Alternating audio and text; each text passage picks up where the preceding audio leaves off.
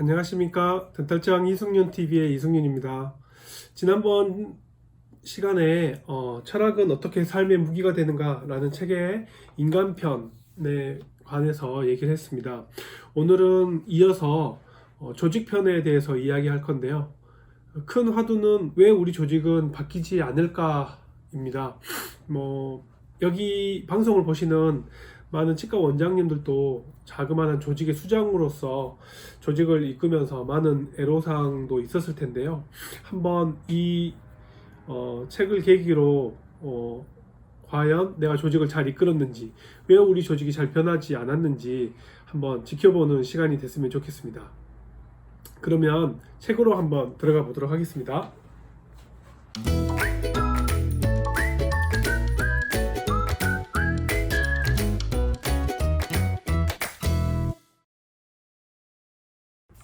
네, 그러면 책으로 들어가 보도록 하겠습니다. 원래 이 책이 지난번에도 설명드렸다시피 첫 장은 사람에 관한 철학적 담론, 왜 사람은 이렇게 행동할까였고, 2장이 조직에 관한 핵심 컨셉으로 왜 이 조직은 바뀌지 않을까, 그리고 3장은 사회에 관한 내용, 그리고 4장은 사고에 관한 내용입니다. 네, 저희는 이제 유튜브 방송에서는 사람에 대한 것은 지난번에 다뤘고요. 오늘 조직에 관한 것까지만 다루려고 합니다. 그래서 조직에 관한 핵심 컨셉, 왜 이 조직은 바뀌지 않을까에 관해서 한번 책으로 들어가 보도록 하겠습니다. 첫 번째가 이제 뛰어난 리더의 조건이라고 나오는데요. 아마 작지만 여러 사람을 이끄는 조직의 리더가 되보신 분들은 이거에 대해서 고민을 해보지 않았을 수는 없을 거예요. 누구나 한 번쯤은 내가 뛰어난 리더인가에 대해서 고민을 하셨을 텐데, 여기서는 이제 마키아벨리의 군주론에 대해서 나왔습니다. 조금 이게 그대로 마키아벨리의 군주론이 그대로 우리한테 적용이 될 수 있을까라는 생각은 좀 고민이 좀 많이 되는 내용이긴 합니다. 예, 마키아벨리는 사실 살고 있던 피렌체에 살고 있었는데요. 피렌체가 여러 강국의 간섭을 받고 있었고, 군사력이 다른 강국에 비해서 취약했기 때문에 당시 외교관으로서 이제 마키아벨리가 그 시대상을 느끼면서 썼던 리더에 관한 책이죠. 그래서 군주론에서는 마키아벨리는 부하가 두려워하는 리더가 되라고 얘기를 하고 있습니다. 그리고 그 책에서는 어떠한 수단과 비도덕적인 행위라도 결과적으로 국가의 이익을 증진시킨다면 그건 허용이 된다라고 좀 강력한 리더십을 주문하고 있죠. 그래서 필요한 개혁을 단번에 과감히 단행하여 날마다 계속해서 원망을 받지 않도록 해라. 꾸물꾸물 개혁을 하는 것보다는 과감하게 한꺼번에 하는 게 좋다는 말이 나와 있고요. 그래서 마지막 줄을 한번 읽어볼게요. 리더의 자리에 서 있는 사람이라면 누구나 상황에 따라 환영받지 못하는 결정이나 부하에게 상처 주는 결단을 내릴 수밖에 없다. 마키아벨리는 비즈니스든 사회 조직이든 혹은 가족 안에서든 장기적인 번영과 행복의 책임감을 갖고 있는 리더는 과감히 결단을 내리고 행동해야 될 때가 있다. 맞습니다. 이거에 대해서는 한 번 정도는 고민을 해봐야 되고요. 저도 원장이긴 합니다만은 너무 가까워도 너무 멀어도 안 되는 위치에 있는 것 같아요. 그래야지만 올바른 리더인 것 같고요. 한 번 정도 마키아벨리 군주로는 혹시 내가 잘할 수 있을까, 개원 초에 잘할 수 있을까 고민을 좀 많이 하시는 분들이나 처음으로서 어느 조직의 수장이 되신 사람들은 한 번 정도는 좀 읽어보는 것도 괜찮은 책인 것 같아요.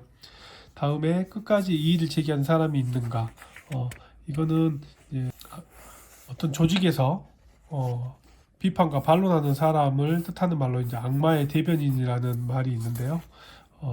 악마의 대변인이 있어야지만 의사 결정의 질이 높아진다고 얘기가 나와 있습니다. 그래서 아무리 개인의 지적 수준이 높아도 동질성이 높은 사람이 모이면 의사 결정의 질이 현저히 저하된다는 게 밝혀졌다고 합니다. 그렇기 때문에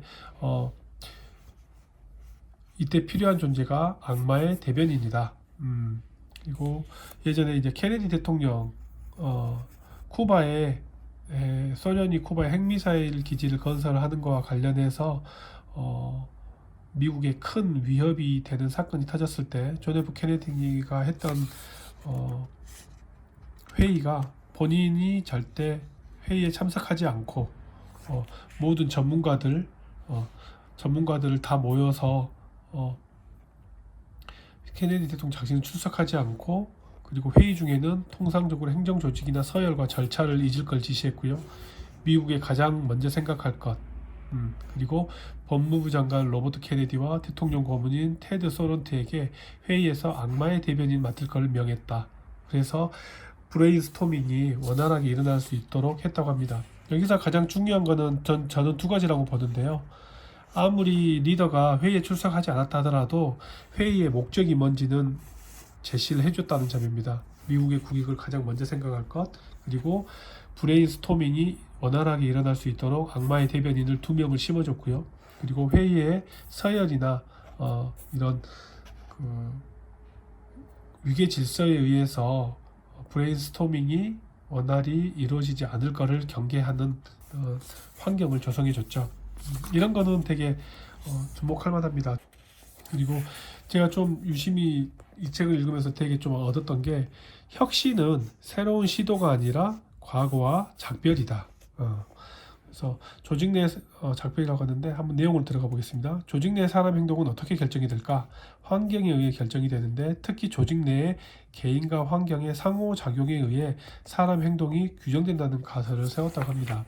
그래서 그 책에서는 해동, 혼란, 재동결 모델을 제시했는데요. 해동은 지금까지 사고 방식이나 행동 양식을 바꿔야 한다는 현실을 자각하고 변화를 준비하는 과정입니다. 그 다음에 혼란은 예전에 갖고 있던 견해와 사고 또는 제도, 프로세스가 불필요해지면서 혼란과 고통이 생기고요. 재동결은 새로운 관점과 사고가 결실을 이루어 새로운 시스템으로 적응하는 단계로 이전보다 나아졌다고 느끼게 되어 변화를 받아들이고 유지하려는 항상성 감각이 되살아난다 라고 썼습니다. 그래서 여기서 주목해야 될 게 이제 해동이 시작된다는 점. 가장 먼저 해야 될 일은 지금까지 방식을 잇는 것, 즉 이전 방식의 종지부를 찍는 일이라는 걸 상기시켜 준다.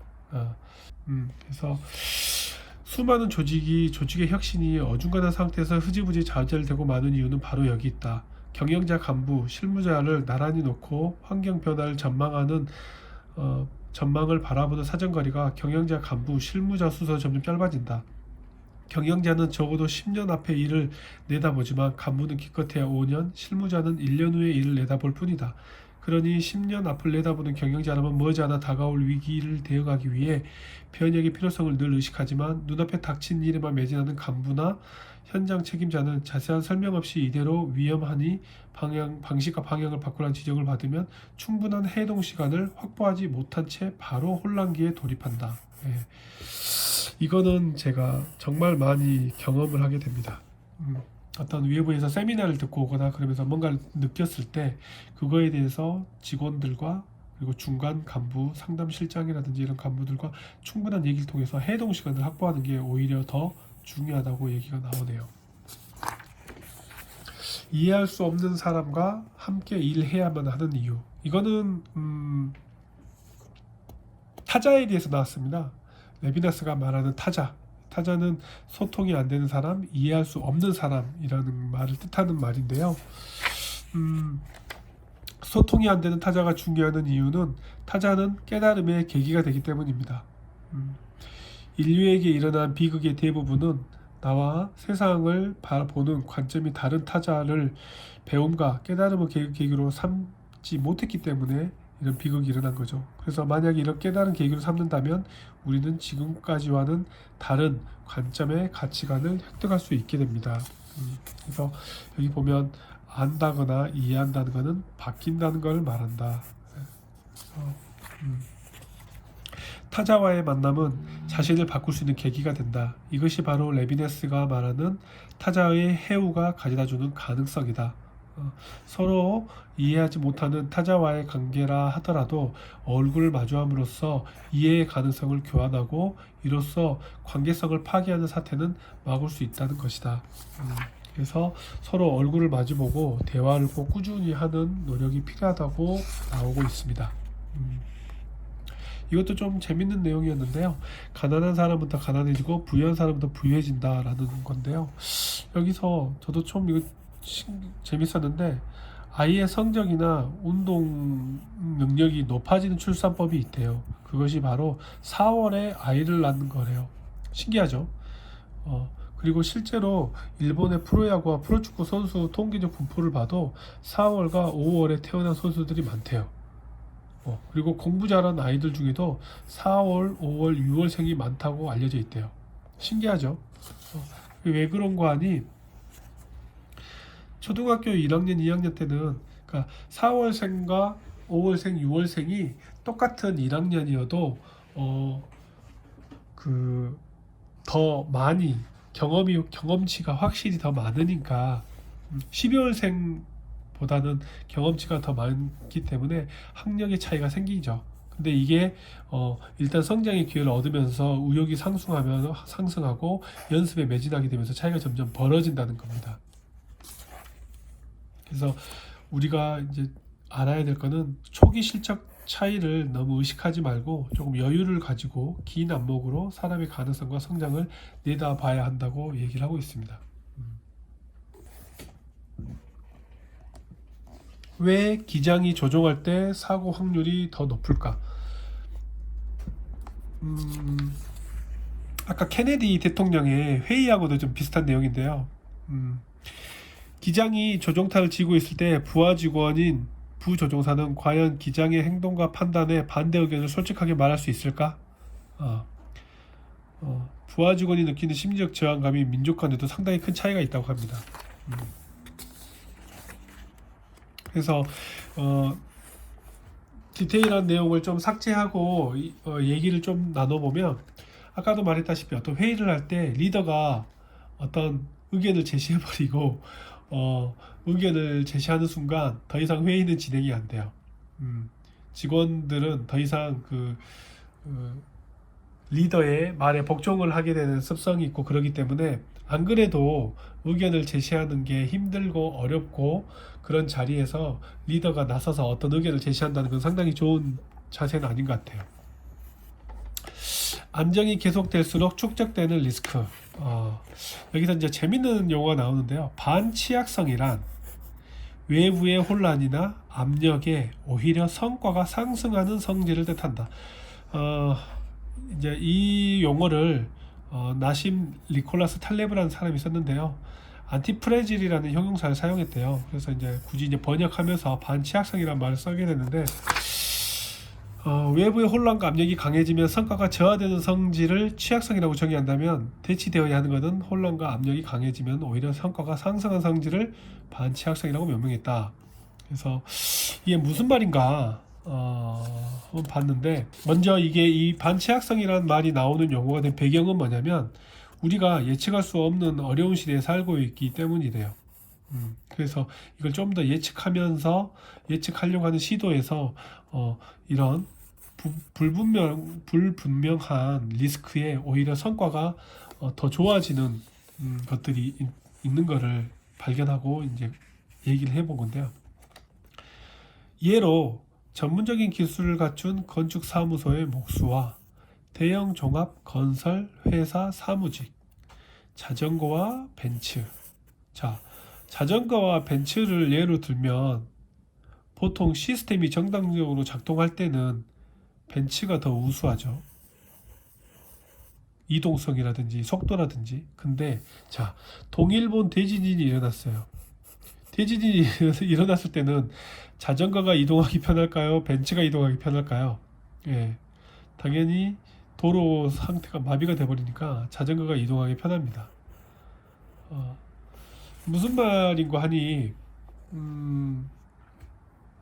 대기업에 있는 대기업의 샐러리맨을 예로 들 수가 있죠.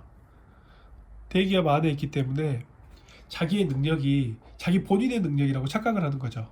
실제로는 대기업의 능력인데. 그러니까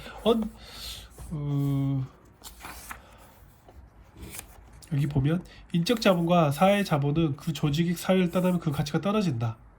가능한 젊을 때 많은 실패를 맛보는 것, 여러 조직과 커뮤니티를 경험하면서 인적 자본과 사회 자본을 한 장소가 아닌 분리된 여러 장소에 형성하는 것 등의 요건이 중요해진다.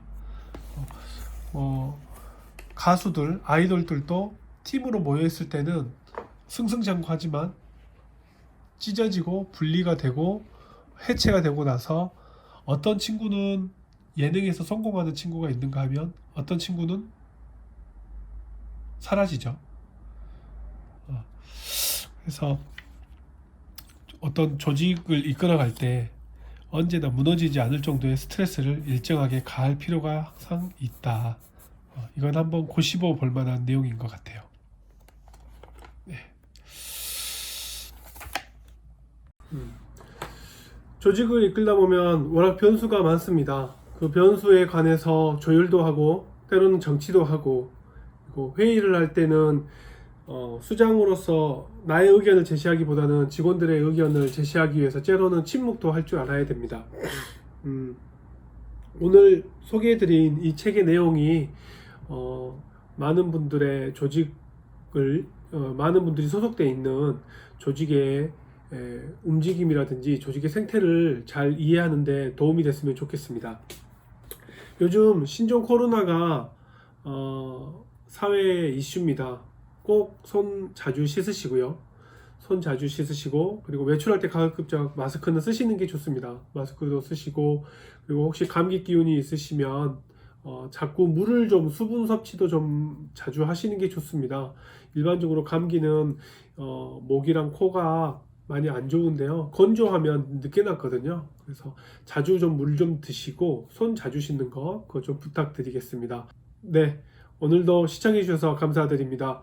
오늘 내용은 여기까지 하도록 하겠습니다. 구독, 좋아요 부탁드리고요. 다음 시간에 뵙겠습니다. 여러분 안녕.